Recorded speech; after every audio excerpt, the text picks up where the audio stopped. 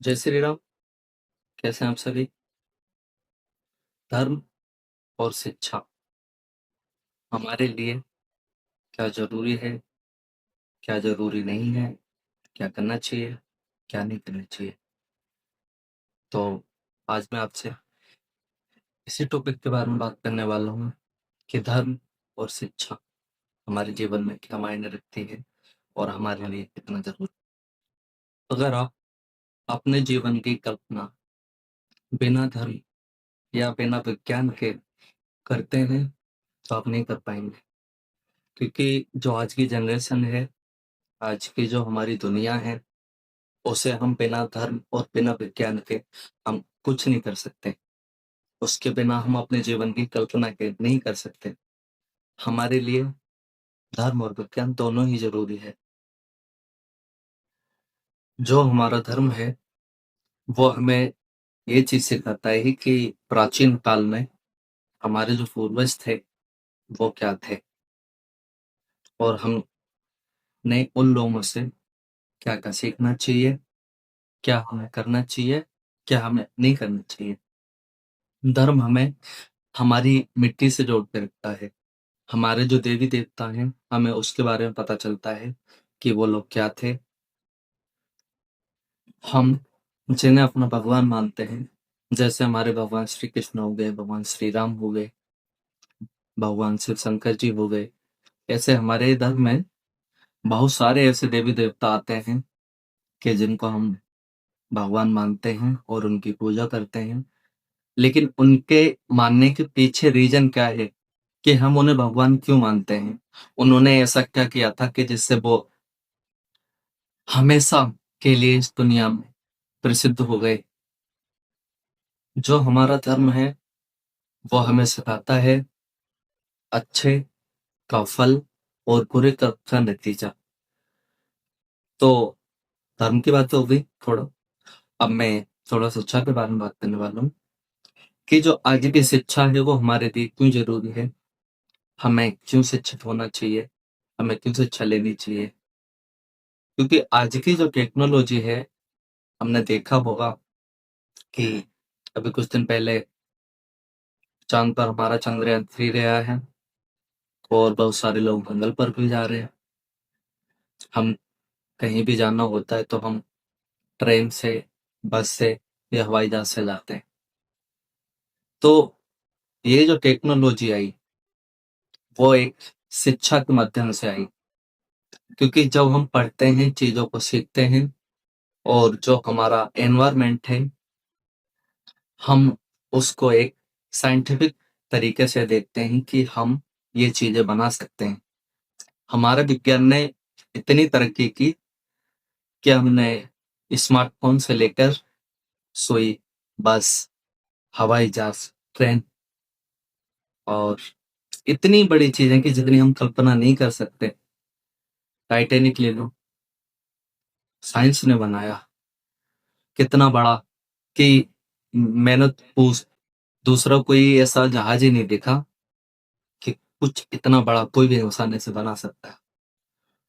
तो साइंस हमें यहाँ तक लेके गया, हमारे जो रेगुलर लाइफ थी उसे इतना इजी बनाया कि हमें कहीं भी जाना है तो ट्रांसपोर्ट ले सकते हैं, किसी से बात करनी है फोन पे बात कर सकते हैं, कुछ भी खाना खाना होता है हम ऑनलाइन ऑर्डर करते हैं, 2 मिनट में हमारे घर पे आ जाता है।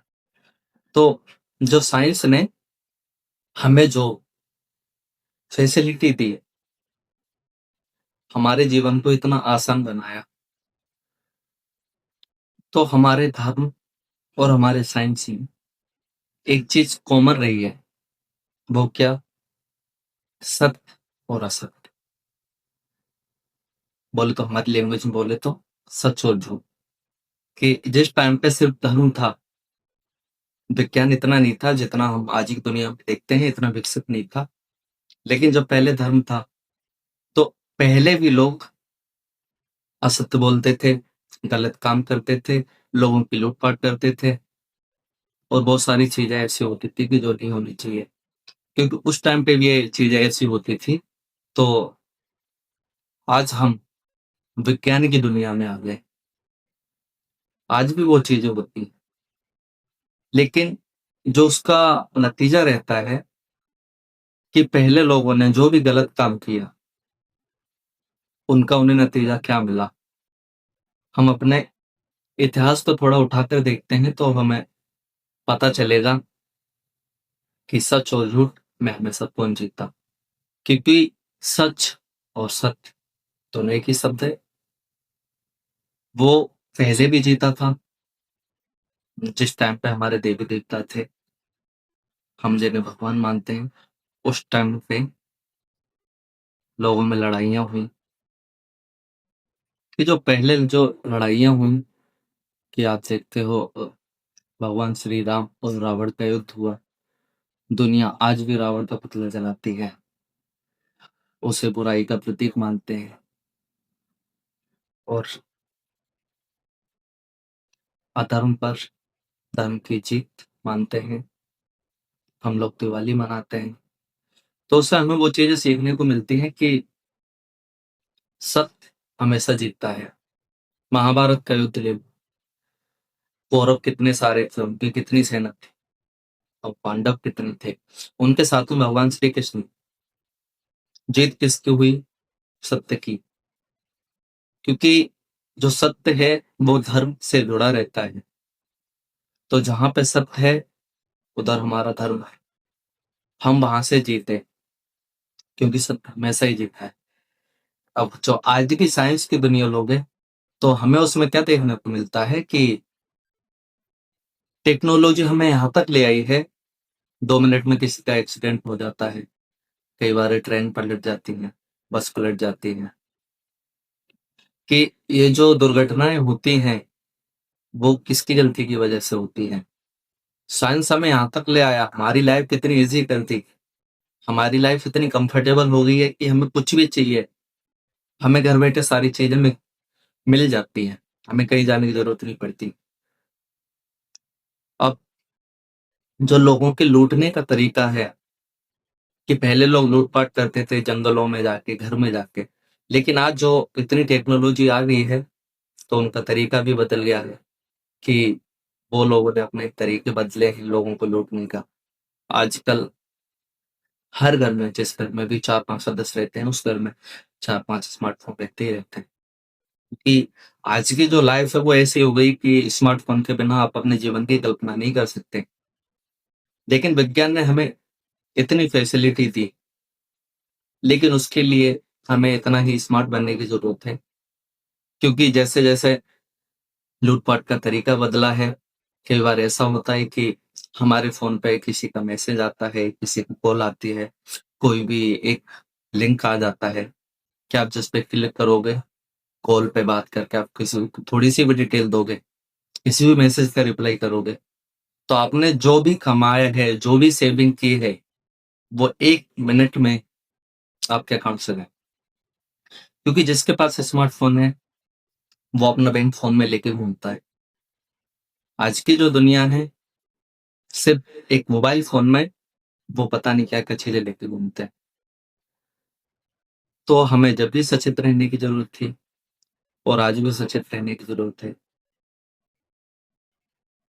साइंस ने हमें इतनी तरक्की दी, इतनी टेक्नोलॉजी दी कि जिससे हमारी लाइफ़ ईज़ी हुई। साइंस ने हमें एटम बम तक दिए, क्योंकि आपने वो देखा होगा कि बहुत साल पहले को एग्ज़ैक्ट डेट तो मेरे को मालूम नहीं कि जिस टाइम पे अमेरिका ने नागासाकी पे बम गिराया था, उस टाइम पे कितनी तबाही हुई थी, कितने लोग मरे थे, आप इसकी कल्पना नहीं कर सकते। लोगों को कितनी तकलीफ हुई थी, उनकी मौत कैसे हुई थी, एक दर्दनाक जो नरक में मरने जैसे होती है। तो टेक्नोलॉजी ने हमारी लाइफ को आसान बनाया, लेकिन उसी तरह जैसे हमारी लाइफ आसान बना उसी तरह से उन लोगों ने कुछ ऐसी चीजें भी बनाई कि जिससे हमारा जो जीवन है एक सेकंड में खत्म हो सकता है, कुछ नहीं बचेगा, हड्डियां भी गल देंगी। तो जो हमारा धर्म है उससे हमें ये सीखना चाहिए कि अच्छे का फल क्या होता है और बुरे का नतीजा क्या होता है। हमें उन दोनों को साथ लेके चलना चाहिए कि धर्म और साइंस अगर आप दोनों का उपयोग करोगे, क्योंकि धर्म से आपको ये शिक्षा मिलती रहेगी कि क्या सही है, क्या गलत है, क्या करना चाहिए, क्या नहीं करना चाहिए। जो साइंस है आपको उस चीज के लिए प्रेरित करेगा कि आप नए नए आविष्कार करो, लेकिन वो आविष्कार जो हमारी जनरेशन है उनके लिए फायदे वाले होने चाहिए, ना कि उनके नुकसान वाले होने चाहिए।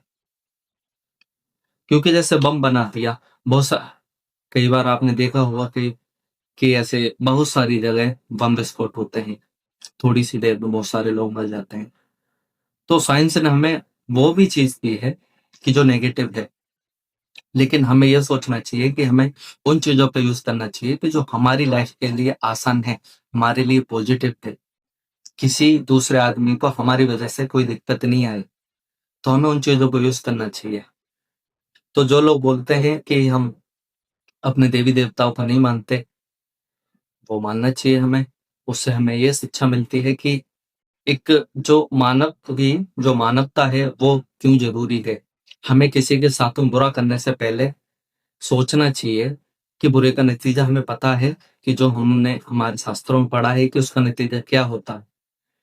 तो किसी के साथ भी बुरा करने से पहले एक बार सोचो। जब आप अपने धर्म से जुड़े रहोगे तो आप किसी के साथ बुरा नहीं कर पाओगे, क्योंकि हमारा जो धर्म है हमें कुछ ऐसा नहीं सिखाएगा कि आप किसी के साथ बुरा कर। आप टेक्नोलॉजी मिली है आपको, आप यूज करो, उसका फायदा उठाओ, लेकिन उसका फायदा ऐसे उठाओ कि अगले किसी आदमी को नुकसान ना हो। आज के लिए इतना ही, मिलते हैं अगली वीडियो में। जय श्री राम।